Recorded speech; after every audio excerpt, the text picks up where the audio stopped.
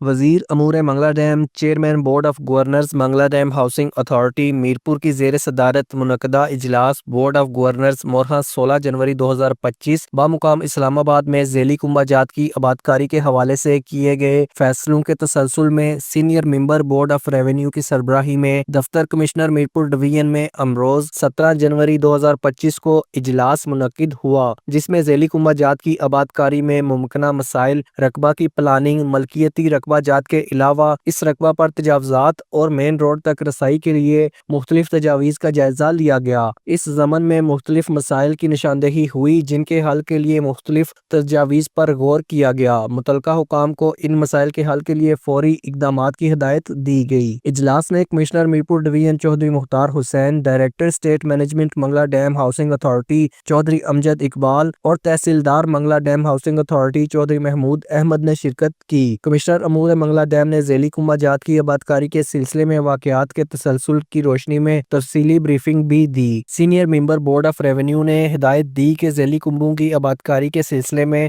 وقت ضائع کیے بغیر اقدامات اٹھائے جائیں تاکہ یہ درینہ مسئلہ حل ہو سکے۔